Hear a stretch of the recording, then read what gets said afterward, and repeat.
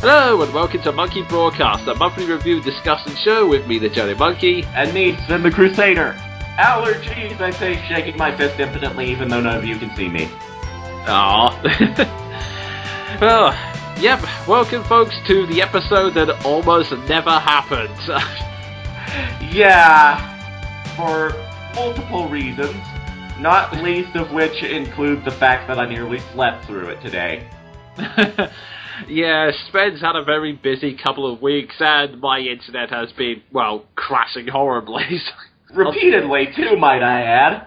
Indeed.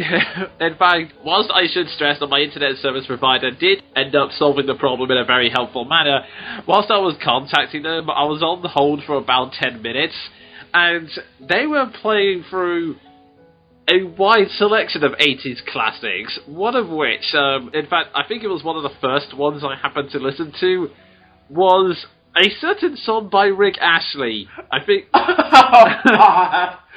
They literally trolled you. Yeah. As I was being rickrolled by my internet service provider, I was sitting there thinking, wait a minute, are they playing with me now? Oh, God, not every day you say that. As I was being rickrolled by my internet service provider. Oh, jeez. But yeah, point is, we're here now, so there's no time like the present, and let's get into the first round, which is... Q&A! This is the section where we answer 6 of the questions sent to us by our listeners. If you'd like us to answer your questions, either leave it in the comments, send it to me via PMs, or tweet me at the Jonin Monkey with the hashtag MBQuestion. Our first question comes from Infernity Zero, who asks, will we ever see a Paper Mario game on VGT? No idea. Jonin?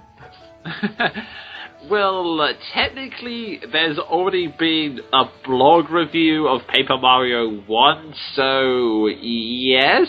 Question mark?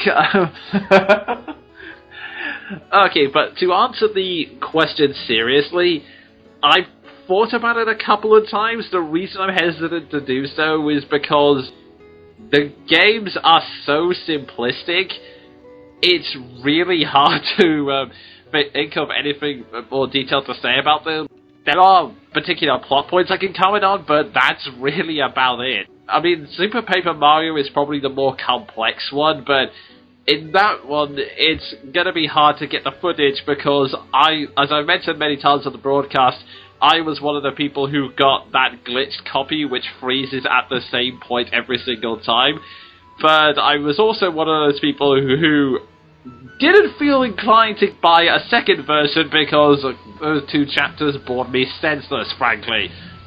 I mean, I've seen Let's Plays to know that the plot does get, I guess you could say, more serious later on. So maybe there will be a Paper Mario game in the future, but it's something I'm going to have to tread carefully with because otherwise it'll end up with a 5-minute episode going, this is Paper Mario. It is good. This is a weird thing that happens in it. Bye! Well, that's understandable, I think. But in the meantime, let me just put this out there. The only thing I can think of whenever I hear Super Paper Mario now is, you've been playing Mario Sunshine. I don't know why. Oh, well, that's the problem with Psychomantis. He gets into your head. No, he gets into your memory card.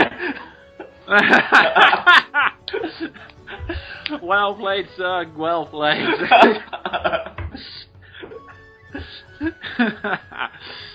Oh, dude. There are worse memory storages to be accessed. And I can't top that, so I'll move on to the second question. Since the last one was more aimed at me, I'm going with a question that's aimed more at Sven. From 2Junkie1. Although before I go on, some corrections to the question 2Junkie said last week. And by last week, I of course mean last month. Curse you, Tunslip. First, contrary to what we thought, it turns out him and Metal Gamer 97 are 2 completely separate people, so I guess 2Junkie is unwittingly filling his shoes. Well, I rarely ever see Metal Gamer nowadays, so I guess it was obligatory. I'm just amazed that we have 2 mad geniuses on our hands. That too. Also, apparently when he said bowstrings, he meant bowstrings for a violin, not archery, but, Well, I know absolutely nothing about violins, so... Except that they sound cool playing the Doctor Who theme. More on that later. Indeed. And I don't really know much about music. I've heard some people say unicorn hair works, but if you're going cheap, you can substitute it with earth pony hair. But anyway, moving... My old guilty pleasure comes back to strike at me for the most unsuspected of times. Oh, yes. Anyway, to Junky's question is... What is Sven crusading for? Orange juice. That's about all I can say about that. Up until just now, I've never really given any thought as to what I'm crusading for. So I'm just gonna say that. Well, that's as good as reason as any, so let's move on. Moving on to a question that is basically entirely Jonin, from Vice of Legends, who asks, What are your thoughts about Dragon Ball Z Xenoverse and its plan to have a new original storyline? Also thoughts on the mystery character, Super Saiyan God Future Gohan, a create your own character, or just a different character altogether? I will preface this by saying this is all Jonin because I have never read, watched, or played anything to do with Dragon Ball Z ever. Yeah, to be honest, the only reason I picked this question was because that game's probably going to come out pretty soon and render this question irrelevant, but one thing I will say right off the bat, I don't mind it having a new storyline. I'll be interested to see what actually happens in it, and if nothing else, I feel kind of relieved for the voice acting stuff, because this is a side note, but I wanted to include it. There is a brand new Dragon Ball Z movie that came out last year in Japan, and it's now being released in America in certain theaters, called Dragon Ball Z Battle of the Gods. And I can't remember who it was. I believe it might have been Chris Sabat, or it might have been one of the directors, I forget.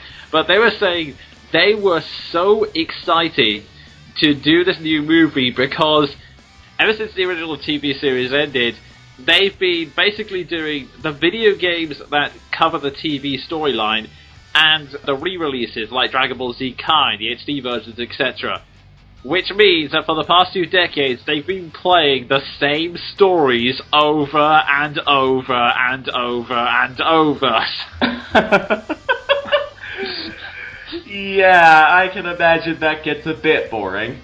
To be honest, any attempt to create new storylines in Dragon Ball has been kind of hit and miss at the best of times. I mean, you only have to look at GT, the Dragon Ball Z movies to... As for the mystery character, I'm not really sure what to make of him, to be honest. I mean, the only information that they've put about him is that he's a character from the future, and he has connections to Yamcha and future Trunks. So I'm not really sure what to make of that. I don't think it's a create-your-own character because, well, like I said, he already has relationships to 2 specific characters, so I don't think it's a player standing. I also doubt it's a Super Saiyan God mode because, well, the thing about the whole Super Saiyan hair is that the idea behind it is that it's basically Ki pushing the hair up, if that makes any sense. So he kind of looks too relaxed for it to be Super Saiyan. Plus, from what I understand, because I've only seen some plot summaries of the Battle of the Gods, Super Saiyan God can only be obtained by having a group of Saiyans stand around you and one of them be pregnant with another potential Saiyan. It's not something you can do on the fly, pretty much. I can't make a definite judgment yet, so I'm just going to keep my eyes open and see what happens. Yeah, and as for me, I've just never been interested in Dragon Ball. Fair enough. It is kind of a difficult series to get into if you're not watching it week to week on TV. I mean, I've heard good things about Kai, so that might be a good stepping on point. I don't know, because to be honest, Dragon Ball Z is one of those things which I followed religiously growing up and then have not had the will or energy to go back to. The closest thing I have to Dragon Ball these days is Team 4 Stars the Bridge series. And see, the problem I have with getting into Dragon Ball Z now is that it was kind of the progenitor of mainstream shonen manga nowadays, like Bleach. I am terrified of getting back into that. Well, it goes a lot less south, I guess you can say. I mean, it gets a bit repetitive, but that's about the worst I can say of it. Yeah, I've kind of heard the same thing. Like, a friend of mine who has been into Dragon Ball for a long, long time has said, it's not the best series, but it's at least competently written. Yeah, for the most part. I mean, the characters, there's not that much to them, but at the very least, there are enough plot twists to keep it interesting, and we're not reviewing Dragon Ball. So let's move on to the next question. Our next question comes from Roy Havenstone, and thankfully it moves on to a series I know we can both talk about. What are you hoping from the upcoming series of Doctor Who? Better writing. Also more involvement on Clara's part. Yeah, that I can definitely agree with, or at least some more development, because, like we mentioned in the big, long Doctor Who special we released a while back, Clara's always been an important character, just not a very interesting one.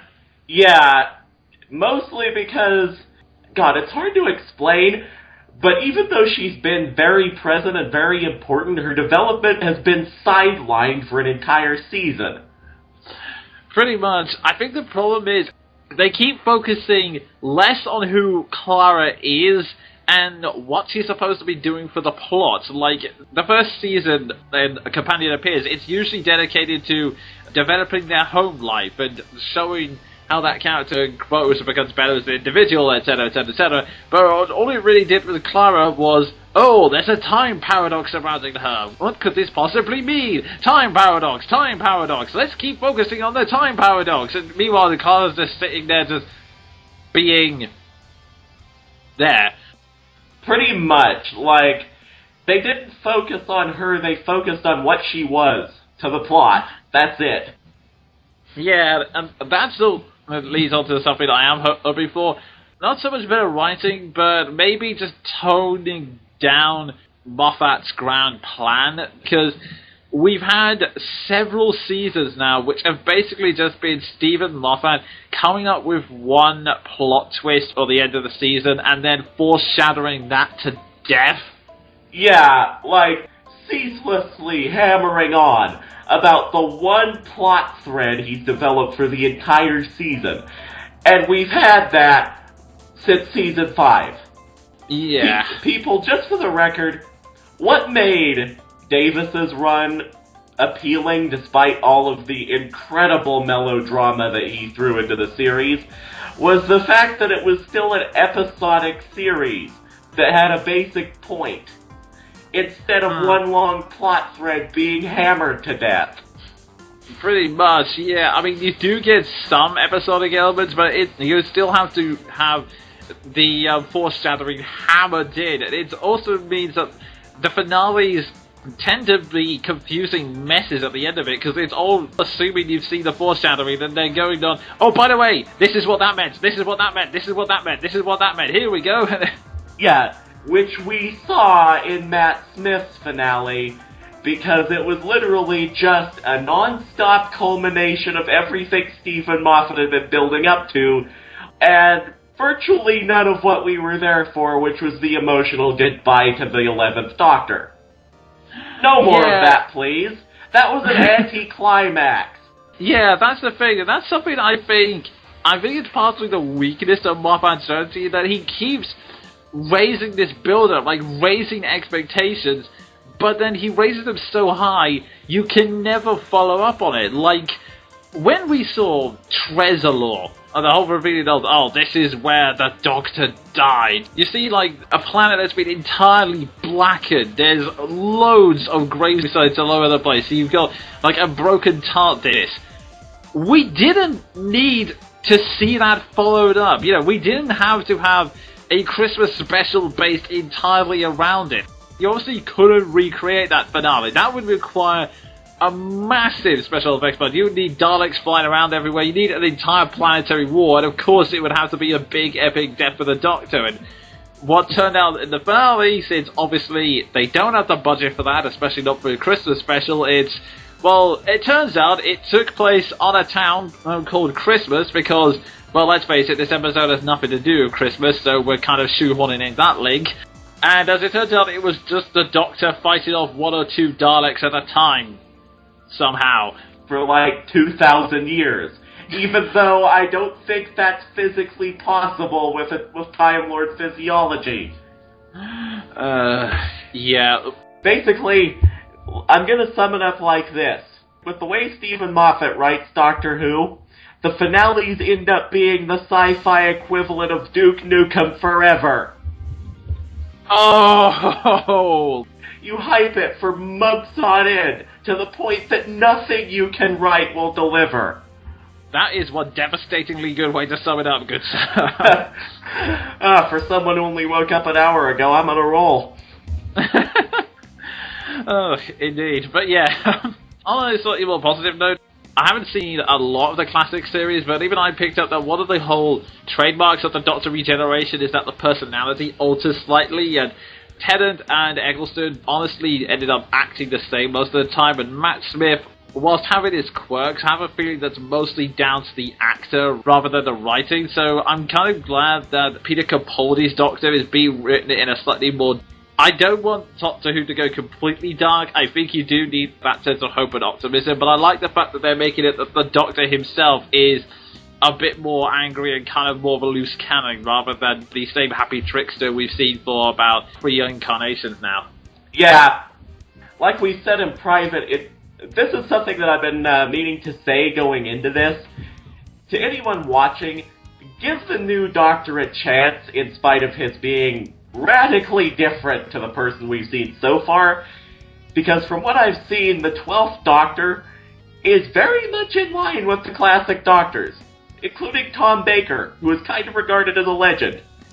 Yes, so that should definitely be interesting to watch, not gonna lie. Yeah, and speaking of classic Doctor Who, can we please lighten up on the whole Doctor companion romance thing?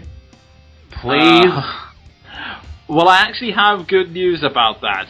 I actually read an interview with Peter Capaldi, and he actually said, okay, I'll take the job, but I do not want any romance between me and the companion. Apparently he was met with resistance, but they eventually accepted. Oh, praise Jesus. You know, I guess that's what a showrunner does whenever he's dealing with an Oscar-winning actor who he really, really wants. Yeah. So yeah, those are the things we'd like to see, but either way, we're still really looking forward to the series, and odds are the first episode will be out by the time I've finished editing this podcast. Probably, considering it's in just a week. Well, with that in mind, let's get going. Our next question comes once again from Vice of Legends, and is once again all on Jonin. Mighty No.9 might be getting an anime series. Your thoughts? Okay, I should mention that I don't think it's straight up anime per se. From what I've seen, they've released one trailer of it, and it's more like a CGI Western cartoon rather than a traditional anime, unless that was in English dub for it, I don't know. On the trailer itself, it's okay-ish. It's one of those standard trailers which goes, in a world where robots fight, one man will save us from destruction. Oh, seriously, is this the guy? Okay, carry on. And then he carries on with a deep voice while Beck farts around and completely screws up using the cool weapons and fails to get the poses right, etc., etc., etc.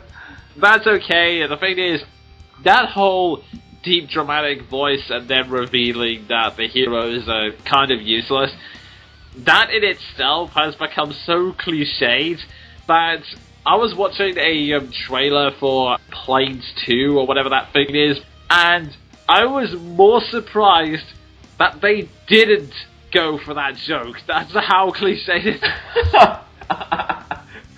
I was amazed when it was talking about these are people who save lives daily, and I was amazed that they were playing it straight. That's how cliched the jokes become. Oh, wow. I'm not sure what to think of that. Yeah, but like I said, it looks kind of okay. The problem is, I'm growing less and less interested in Mighty No.9 as the days pass on. And at this point, past me goes on a rant that is far too long and surprisingly angry, given that I don't really care that much about it. The fact that it's basically Mega Man with all of the names changed and a fresh coat of paint irritates me for two reasons. One, it's not very creative. Two, it makes so much money. Now this may sound petty, but here's the thing. There are far more creative and far more original products on Kickstarter that barely make it past their initial goal. Never mind the stretch goals. But Mighty No.9 has not only broken all of the stretch goals and has caught the attention of so many developers that they're willing to throw their money and their resources behind it to help Kenji Inafune get it off the ground. And Inafune has decided to open another crowdfunding site in order to ask for more money because he's thought of some features that apparently he can't get the cash for. It just annoys me because it's not like Inafune is a one-note writer. There was the concept trailer for a strategy RPG called King of the Pirates, and that I was actually really excited about. But no, that's put on the back shelf because apparently both Inafune and the fans want to see a badly disguised Mega Man. So, to bring that back to the question, no, I probably won't be watching the anime series when it comes out anyway. No, really? We move away from that to our final question. This is from Trainman666, and he asks, are there any TV shows, video games, or movies that you used to hate but now like for whatever reason? And vice versa. You might want to go first. I might be a while. Okay. Sadly, the things I used to like but now hate, well, it's actually an endless list. There's Naruto, Bleach, Fairy Tail, that's the obvious ones out the way. Wonder if we could preemptively include Mighty No.9. Yes, I suppose that will too. Although actually, one thing I can say, for the things I used to dislike but now like, there are a lot of Kickstarter projects which I've just dismissed and gone, oh god, that looks terrible, but then I read more about them or listened to developer reviews and it's kind of warmed me up to them. Like Shovel Knight, I was gonna lump in the same category as Mega Man No.9 as lazy nostalgia, but that actually seems to have a lot of creativity and imagination behind it, so I'm very tempted to check that out. And there are two games which I have backed on Kickstarter, Lobo de Destroyo and Ninja Pizza Girl, which I looked at the trailers and I thought, it could be interesting, but I'm not really wanting to put money into it. Then I looked at developer reviews and actually came round to the products and became official backers. Like Lobo de Destroyer, it looked like someone tried to relive the Rare-style N64 platformer like Banjo-Kazooie. But then I listened to like a podcast interview, The Conversation, I believe it's called, where they actually mentioned that they put a lot of thought and effort into the world building, and there was also they have a concept of, well, let me put it this way: there is a pirate world, and one of the bosses you have to fight is a manic depressive whale called Mopey Dick. How did they get that past censorship? Yeah. Well, actually, never mind that, because if they're basing the style of gameplay on Rareware, I know Rareware's sense of humor just looking at Conker's Bad Fur Day. Oh, yes. So, yeah, with that alone, I thought, okay, yeah, I'm going to back this. Oh, dude.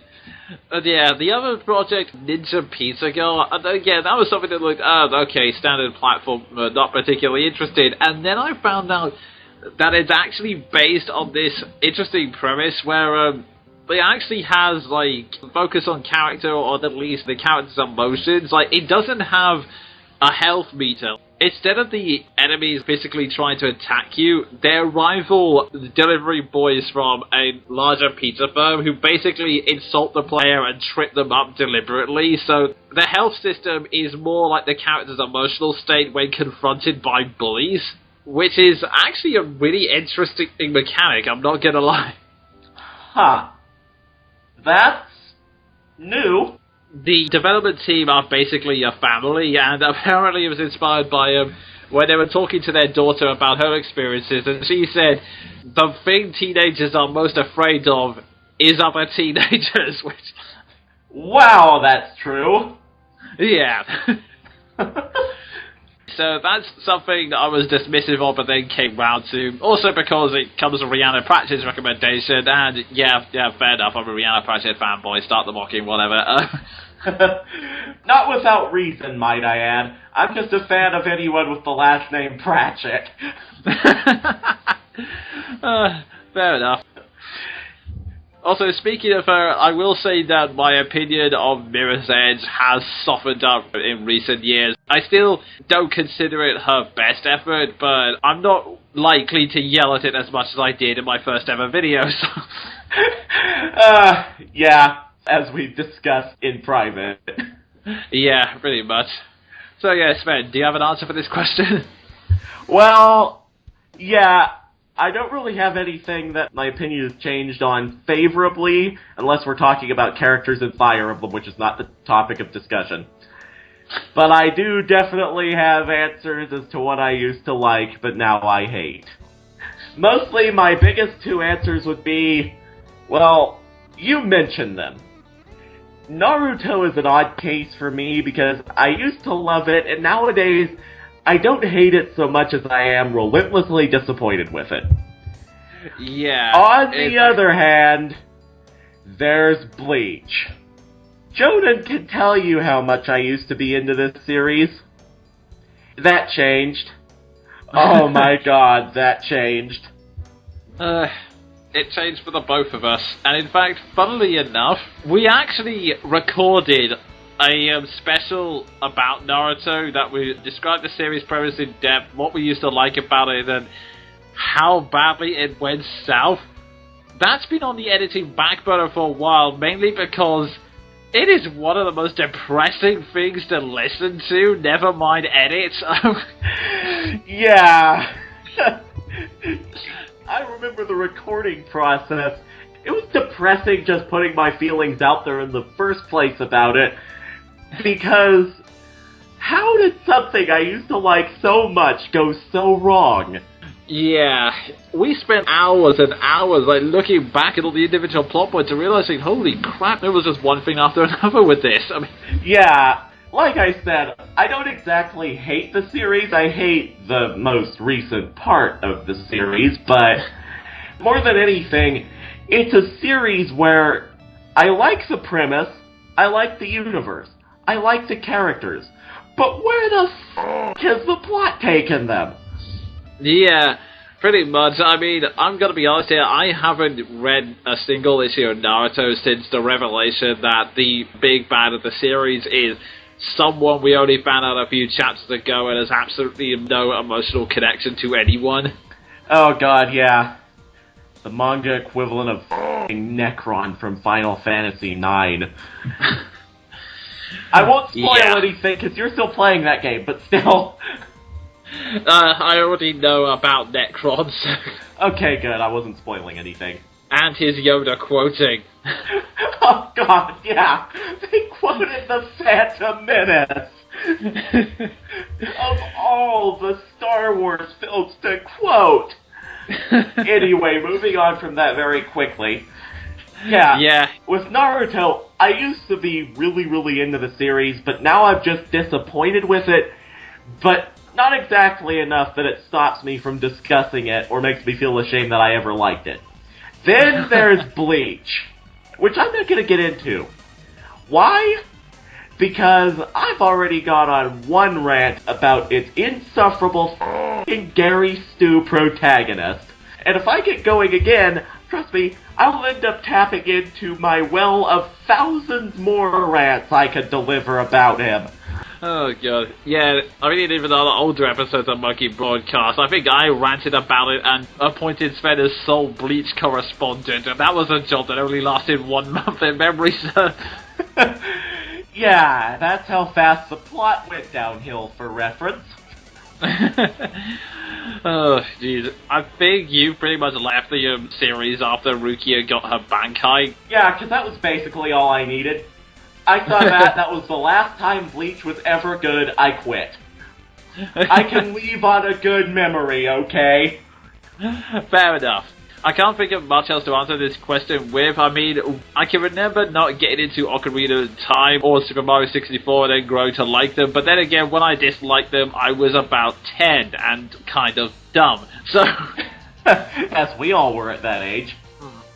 Although in my case, it would have been more like, as we all were up until the age of 16. Yeah. Yeah, pretty much. There are a couple of things, like Majora's Mask, I could say that I've grown more interested in as an adult, but I never exactly hated those things, so... Yeah, that's the same thing with me. Really, it comes down to, either I hated them, and I have kept hating them since Final Fantasy VIII, or I wasn't into them, and I slowly got into them. Yeah, so that ends the Q&A session for another month, and that leads us into... Reviews! Nothing worth reviewing in depth this month. I pretty much reviewed myself straight out with Homestuck. So in that case, it leaves me to do the main review for this section. I had plenty of choice of what to review for this month, but here's the thing. I could talk about Ruby, but that is another thing that I used to like, or at least enjoyed for the first episode, but my opinion has started going downhill, mostly because the animation has been going straight downhill, and like the Stephen Moffat plot, it spent most of its time foreshadowing and shoving in jokes whenever it can, and not actually progressing the plot. Oh, that's not a recommendation if I've ever heard one. Really, the only thing I know about Ruby is that amazing, amazing battle theme you showed me a while back, and I think I'm gonna leave it at that.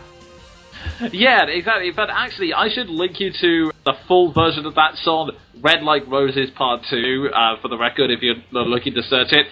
The full vocal version of it is absolutely amazing, but it has more nuances and depth to its character than the actual show. Which is sad. That is very sad. Yeah. Especially coming from the makers of Red vs. Blue. Yeah, to be honest, I think the problem is, like I said, the show's focusing way too much time on foreshadowing and making stupid jokes and actually progressing a plot, to the point where I actually had to pause the video and facepalm because they shoved in a "you just activated my trap card" joke. I'm not kidding, they quoted it word for word. Well, it's been a few years, but it's time to break out the good old sound, and I'm taking off my ring to do this so I don't break my nose. Yeah, that was what I did. But yeah, the reason I'm not doing a full review on Ruby is because after the less than favourable review I gave to Sword Art Online, I decided that I want to do something positive because I don't want to be known as the guy who rants at things and doesn't have any positive bone in his body, so... In other words, Yahtzee. Pretty much. So, yeah, I don't want to be known just for that, so I thought I'd focus on something positive. I was thinking about doing Tropical Freeze, but then I realised that it's been a while since I've played the game and I'd want to play through it again to refresh my memory. So instead, I'm going to talk about something that I've seen recently and not that many people have heard of. A movie called Man of Tai Chi. I like the premise already. Indeed. To give the basic plot summary... The story follows a young man named Tiger Chen, who is the only student in a variation of Tai Chi taught by a master who, as far as I can tell, seems to live inside a temple. Unfortunately, he doesn't have much money, and a man named Donaka Mark, who runs a security company, offers him the chance to take part in underground fighting and get paid. And his offer seems to come at a very fortunate time, as it turns out people are threatening to close his temple down due to health and safety issues. So Tiger Chen takes the job and becomes an underground fighter using his unique Tai Chi style to get an edge on his opponents. But as it turns out, fighting underground isn't always the greatest thing for your mental stability, as he is slowly walking down a dark path. Dun dun dun. Huh. I liked the title and I liked the premise. Yeah, now this movie is interesting in a lot of ways, namely because it is the directorial debut of well-known actor Keanu Reeves. Obviously, he's been in movies before, but this is the first time he's been the director, and whilst he's not the main character, he is, in fact, the villain Donaka Mark, which is interesting, I've got to say. Ha! That's a change. Yeah, and I will be honest and get something out in the opening. I have a lot of good things to say about this movie, but I will admit that the script is the weakest point in the movie. I mean, it's not exactly bad. The dialogue is standard for most situations, and the characters, with the exception of Tiger Chen, don't really evolve past their roles. You've got the childhood friend, you've got the good cop who's investigating the underground scene, you've got Donaka's attendants, and admittedly one of them is vaguely amusing just because he uses a combination of Chinese and ghetto street talk. But otherwise, they're all paid by numbers. So the script isn't the film's strongest point. But all of that said, I am now going to say something that I never thought I would ever say in my lifetime. Keanu Reeves is a good director. 1 minute, I think I need to BRB to process that. Yeah, it's still a little rough around the edges because obviously it's his first time, and there is like one sequence which uses like intense strobe lighting that I will admit did hurt my eyes at times, but otherwise, yeah, he is a surprisingly good director. Like, it's hard to describe in audio form, but there are ways like the way the shots are filmed, the way the sets are designed, and just the way he uses music as well. It's amazing. Like, when Chen's fighting normally, just using standard Tai Chi, the fight music is traditional Chinese, these instruments, but when he starts going down a darker path and starts mixing more physical styles into it, the fight music starts slowly shifting into techno. It's a very subtle touch, but it's one I really do like. Huh. I'm still trying to process the idea that Keanu Reeves is confident in anything to do with film. I know, it's really surprising. I wouldn't peg him as a good director, but like I said, sure enough, there are some really nice visual cues he does. The film looks visually good, and the fight scenes, oh my god. Especially after coming off from watching Man of Steel, which I did recently, where the fight is constant, close shake-up, shaking cam, CGI, loads of explosions and debris, just a cacophony of noise and visuals that do not match up. Just having fight sequences with a focus more on the movement, where it's just two people hitting each other with the occasional bit of wire work. Man, those fights are satisfying. And in fact, for me, the absolute highlight of the film is when Tiger Chen goes up against his master, and there's no dialogue. The doors are shut, but they've got like thin windows, and you can see like Chen practically storming his way towards the door, and the master just calmly stands up, does some warm-ups, and then the two of them step in, there's a brief bow, they fight, and it's really hard to describe, but basically what happens is that the fight goes on, like, all the shots clearly show the characters, and the actual physical sound, like the punches and the kiais, basically the battle screams, it's almost muted, like, it's very quiet, and over the top of it, you've got this kind of low, almost choral music, I guess you could describe it, but it's like there's fierce battle going on, but the atmosphere is very somber and very mellow. It's concentrated on the fact that this is a very dark day for the both of them, because this is after Tiger enters an official martial arts competition, and because he's so used to fighting underground now, he gets himself disqualified by breaking the guy's arms and legs in different places. So he's already gone down a bad path as it is, and he's basically unleashing all that fury and pent-up anger against his master, the one who taught him all of this beforehand. Wow, rarely am I interested in a martial arts movie, especially one that is directed by and stars Keanu Reeves, but suddenly I am very interested. Yeah, there are many standout fights, including one with Keanu himself right at the very end. It's actually kind of funny. I actually read somewhere that the reason Keanu is often stiff was because he's actually born with a natural stiffness in his arms and legs. He can't move them that much, so that's why his stances tend to come off as a bit stiff. So rather than trying to have him do the acrobatics, when it comes to the final fights with him, they have it so that the character is basically this, almost like a golem in a way. Tiger Chen's just releasing this ridiculously over-the-top acrobatic punch after punch, and yet Tanaka Mark can basically just take anything he has and knock him away with just one or two blows at best. Okay, now I'm really interested, because more and more lately I've been getting more and more interested in martial arts, and this actually sounds good.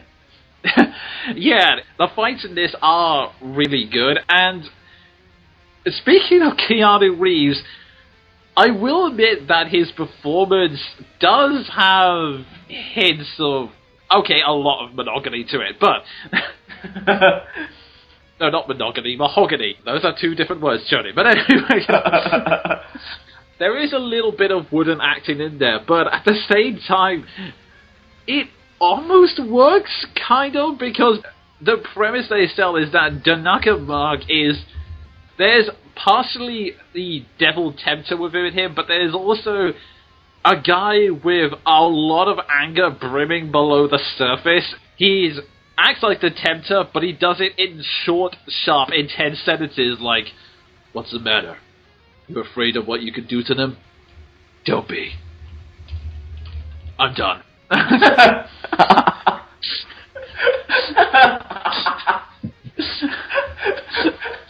Okay, that both intrigues and amuses me.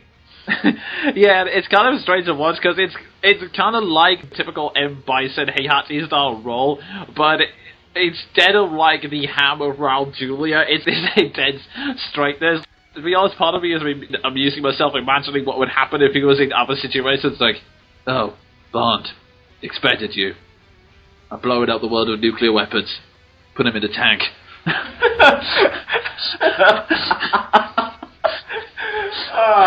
Well, at least you can count on that sort of flavor of ham being in the movie.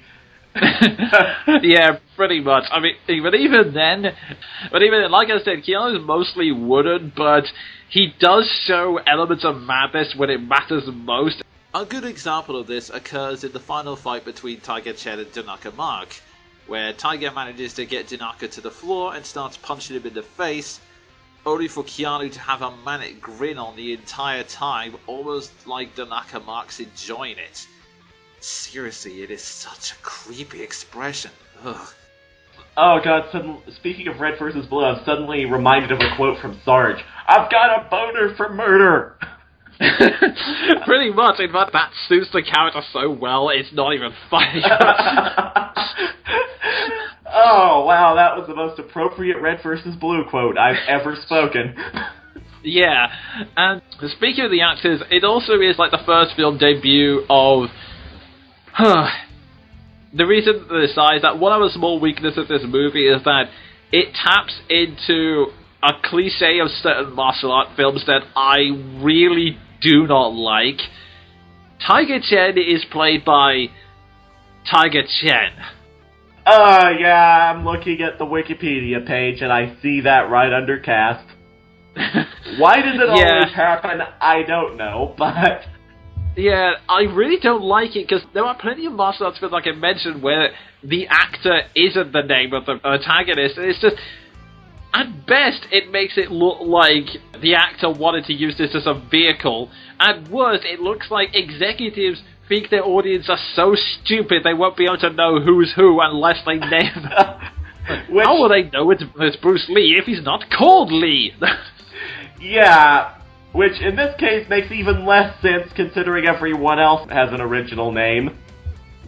Yeah, not only that, Tiger Chen, like I said, this is his first acting debut. I mean, he's one of the choreographers and stunt guys for the Matrix films. That's how Keanu and him met each other. Actually, Keanu in an interview, like, Keanu said the reason they became close friends is because he spent 3 years training in martial arts for the Matrix, so there's not much to talk about when a guy's forcing you to do stretches, so the way he relates it, it was basically more like, oh, God, so, where did you grow up? Ah, Jesus! Oh, what's it like over there? Oh, God. I think I'm obliged to watch this movie now. Yeah, or at least the interview with that question, but yeah. Yeah. The acting is pretty good for the most part. Like, Tiger Chen, name issues aside, he sells Tiger's transformation from, like, this quite innocent guy to serial killer waiting to happen, and that leads me on to some interesting philosophical elements. I've said in other works that I'm a bit of a martial arts nerd. I like reading up about the different mindsets of each martial art and the philosophies within them, and this movie, Keanu describes it as how to hold on to traditional values while still being in the modern world. And that does indeed play to an extent, because we were talking about this in private. I mentioned, because I practice Tai Chi myself, so I can go into this with some sort of knowledge. I commented how in the trailers there were moments that did look like traditional Tai Chi, and others which looked like they were just taking the piss. That's semi-deliberate. I mean, yeah, even when they use traditional Tai Chi, there is stuff like the wire works and flips, which I've accepted are in there just to make it look cool on film. But as he descends more and more down the darker path, it becomes less and less like Tai Chi, and that's part of the point. In fact, one of the reasons I love the fight between him and his master is because that's when the differences between the two styles are highlighted to, like, their greatest extent, because the master's fighting him with just traditional Tai Chi, and yet he's holding his own, despite all of the advances Tiger Chen's made, all of the additional moves he's picked up.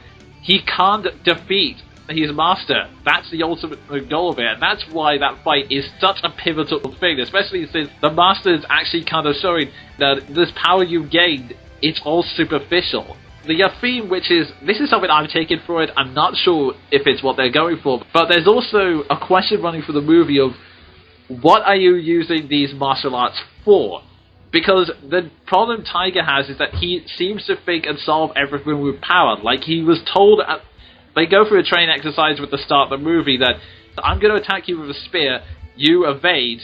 He ends the exercise by breaking the spear. As far as he's concerned, he's solved the problem, but the master's saying, look, you need to meditate, you can't solve every problem like this. And even then after the fight, he said, you've grown considerably, but only at fighting. Is that really all you want to be? And even then, the final fight between him and Tanaka, like, the whole point of that battle is that he has to go back to Tai Chi because he cannot defeat Tanaka physically. No matter what he tries, no matter what kind of flip styles or dirty moves he uses, Tanaka just takes it, so he has to use Tai Chi, which is more based around using the opponent's moves against them and harming people internally. Wow, I love the sound of this movie. I'm not even gonna lie. Yeah, sorry, I really do like studying this sort of thing. I don't know if you noticed. Yeah, understandably so. It is very fascinating, and I've been completely interested in hearing you talk about it. So yeah, that's my summary of the film. And that's a rough patches, but the unique concept and great fights really do make up for it. I can heartily recommend it. It's on DVD now, but you can also get it online legally through Google Play. It's £9 for the video permanently, but if you pay $3.50, you can rent it for about 48 hours. Something to keep in mind. I think I might just have to do that, because after all these years of seeing Keanu Reeves just stuffed into lead roles and hoping for the best, the realization that his true calling may be as icy madman with anger boiling under the surface, I have to see for myself. Indeed. But yeah, in short, I would definitely recommend it, especially if you're a martial arts nuts, or if you're one of the few people who's a fan of Keanu Reeves. After this film, I may end up becoming one of them. Oh dear. And on that note, we now move into the final section, which is Quickfire Reviews! Okay, so I've got 2 things to review. How about you, Sven? I've got one that I intended to review as a main review, but that didn't work out so well because I haven't played much of the game so far, and it's a simplistic game to begin with. Okay, fair enough. So, I guess I'll go first with this quick review. The Lego Movie. Man, this movie was weird. A lot of fun, don't get me wrong. It's got a lot of positive energy to it, it has a nice message overall, and some amusing jokes, and one surprisingly clever twist. That said, there is a massive mood whiplash as it goes from emotional moment to joke, emotional moment to joke, emotional moment to joke, and yeah, the twist was being creative, only so as to take the movie to new levels of weird. So, yeah, fun movie to watch, but man, that was weird. From all I've heard about the movie, yeah, that just about sums it up. Indeed. So, Sven, what do you have for us this time? Fire Emblem 12, Heroes of Light and Shadow, the never-released in the United States sequel to Shadow Dragon. I found a fan translation, and I heard good things about it, contrary to Shadow Dragon, so I decided to check it out. Sure enough, they actually bothered to remake it with a few new characters, supports, everything that makes modern Fire Emblem good. And yeah, basically, I can wholeheartedly recommend it, even if the plot is the most cliché thing to come out of Fire Emblem since, sadly, Fire Emblem 9. In other words, it's not Shadow Dragon. Fair enough. Yeah, I'll be very curious to hear about the results of that. Yeah, I mean, surprisingly, for a game that is the sequel to Shadow Dragon, it's a pretty awesome game. I like that the characters actually have stat growth. Oh, dude, yeah, it's just a shame that didn't come out of the West, frankly. Yeah, I guess the bad reviews for Shadow Dragon turned them off. Just thank God they released Fire Emblem Awakening, otherwise the entire series would have quit. Yeah, and that would have been depressing. Yes.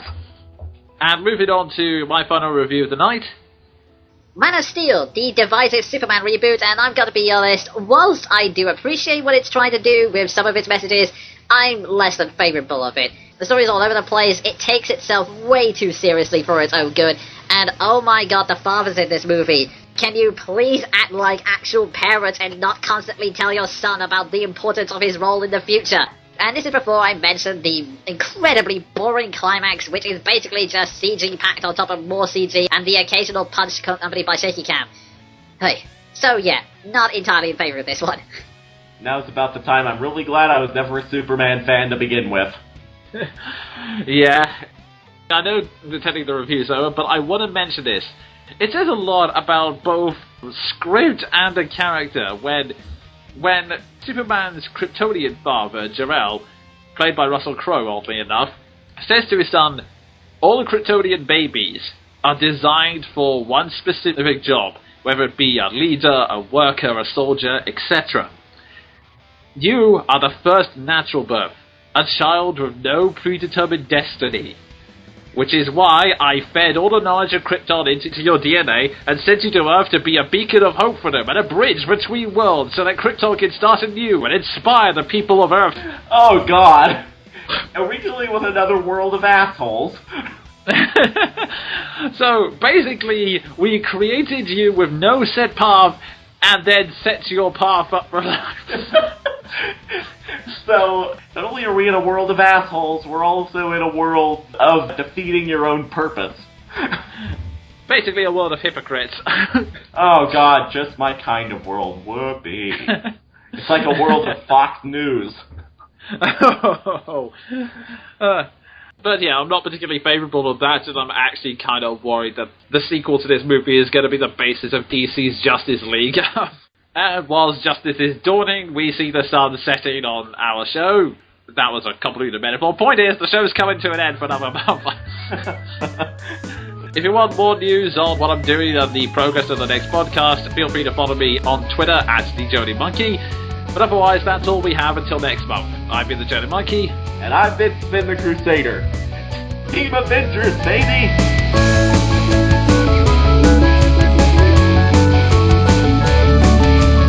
That was Monkey Broadcast, a monthly review and discussion show hosted by the Jonin Monkey and Sven the Crusader. If you feel that you've been the subject of slander or that your copyright has been misused, please PM me and I'll try and get round to fixing it as soon as possible.